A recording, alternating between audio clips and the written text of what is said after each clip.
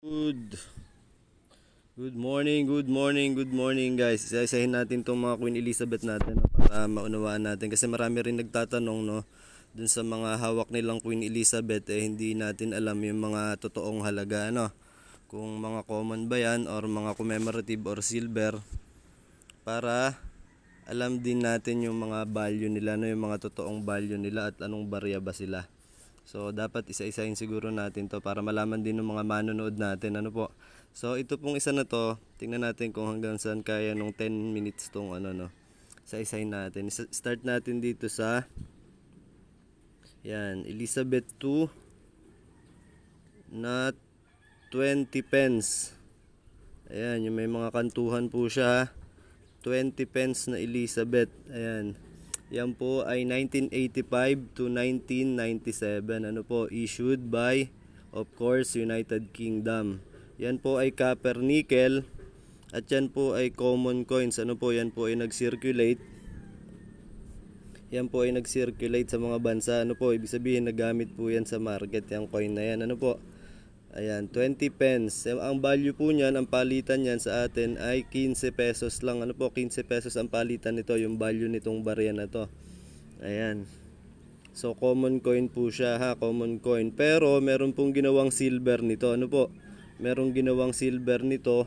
1996 po, 1996 yung silver na ginawang ganito. Ang halaga po niyan ay 3,000. Ano po, 3,000 pesos. Yung ganito po na 1996 na silver po, silver proof po, silver coin na ganito. Ayan, pero ito pong nasa atin na to ay 20 pence, 1989. Yan po ay common, ano po, na 20 pence. Ang palitan lang po niyan ay 15 pesos. Ano po, pero kung may silver kayong ganito, yung 1996, ang halaga po niyan ay 3,000. Ayan, malinaw po, ha, 20 pence. So dito naman tayo sa isa, ito po bimetallic. Ano, Elizabeth II, syempre, na bimetallic. Ito po ay 1998 na 2 pounds. Ayan, bimetallic. Pag nakita po tayo ng ganito, no, na parang tanso po ang ano, tapos itong gitna ay nickel. Ayan, kasi ito po ay gawa sa copper nickel. Ano po, copper at nickel ang gawa nila. Itong round, ito syempre yung kulay tanso, yun ang copper, ito ang nickel.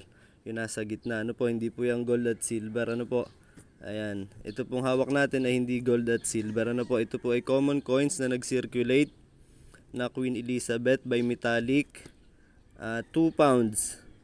Ayan, 2 pounds po, 1998. Of course, issued po by the United Kingdom. Ayan po ay common coin na copper nickel. Ang halaga po nito medyo mas mataas. Ano po, ang palitan po nito sa atin ay 146 pesos. Ano po, 146 pesos ang palitan po nitong barya na ito. Ayan. Ang bentahan naman po niya as collection, yan po ay nag-i-start sa 146 sa face value hanggang 700 pesos. Ano po, 146 pesos hanggang 700 pesos ang isa po. Ayan po ang halaga ng barya na yan. Itong 1998 na 2 pounds, baka meron kayo nito. Ayan po ang halaga niyan. Ano po, depende po sa kondisyon, syempre. So ulitin ko, 146 pesos hanggang 700 pesos. Ang isa po nitong common coins na ito. Ayan, common lang po yan, pero ang halaga po niya mataas. Ano po, 146 hanggang 700 ang isa. Meron pong ginawang silver nito. Ano po, yung silver proof po nito, ang halaga ay 2,000 ang isa. Ano po, 2,000 ang isang kababaan po ng silver proof ng ating 2 pounds na Elizabeth. Ano po, magkakaiba yung picture niyan eh. Ayan, basta yung 2 pounds na ganito na bimetallic, ayan, 2K po ang silver, ang kababaan presyo. Ano po, meron din pong ginawang gold dyan. Ano, dito po sa 2 pounds na to, ayan, meron pong ginawang gold dito sa bimetallic na to. Ano po, meron proof gold po na ginawa dyan. Ang halaga po niyan ay 94,000 pesos. Ano po, kung meron kayong ganito na 90 na ano na 2 pounds, ano po, 2 pounds na bimetallic po, meron pong ginawang gold niyan. Ano po, at yung gold po niyan, ang halaga po ay 94,000 pesos. Ano po, kulang 100,000 ang isa nung ganito po na gold proof, ha, gold proof po na Elizabeth na 2 pounds. Yan po ay 94,000 pesos. Ano po, Tapos meron din pong ginawang platinum nito. Ano po? Meron din tayong platinum nito. Merong silver, may gold, may platinum. So ang silver nitong 2 pounds na ito ay 2,000 pesos ang kababaan. Yung gold naman ay 94,000 pesos. At yung platinum po niya,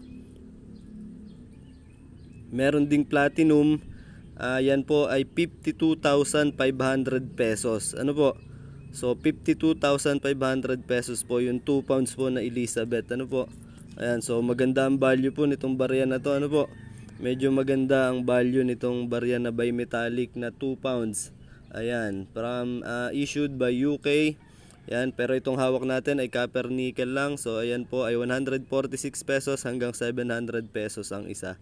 Ayan po, may silver 2K ang kababaan, may gold 94,000 ang isa. At ang platinum po ay 52,500 pesos. Ayan. So ayan, medyo maganda yan. Yung barya na yan. Na Queen Elizabeth, baka may ganito kayo na itabi. So ito po, next natin ay commemorative coin. Ayan, yung nakasakay sa kabayo. 1977 Elizabeth. Ayan, ang kabila niya parang may ibon, may crown, may floral. So ayan, yan po ay commemorative coin. Ano po, hindi po yan nag-circulate. Yan po ay commemorative coin. Ano po, yan po ay tinatawag na Silver Jubilee Commemorative Coin. 25 pence din po yan. Ang value po niyan, ang palitan sa presyo sa Pilipinas, ang palitan nito ay 18 pesos lang. Ano po, 25 pence siya, 18 pesos lang ang value niya. Ano po, yan po ay gawa sa copper and nickel. Ito pong hawak natin ay hindi silver. Ano po? Ito po ay copper nickel na commemorative coin. Ano po? As collector lang po. Syempre mas mataas natin binibili yung ano niyan, yung halaga niyan kasi magandang i-collect tong coin na 'to. Tsaka malaki to, no. Kung titingnan mo, napakalaking coins. Parang ito yung ganito kalaki yung 10 piso natin. Tapos ito po ay mas malaki. Ano po? Ito po yung laki niya. Ito yung normal na 5 piso. Kumbaga, ito yung laki ng 5 piso natin na ginagamit sa Pilipinas. At ito naman yung commemorative na to, no? So malaki. Malaki siya.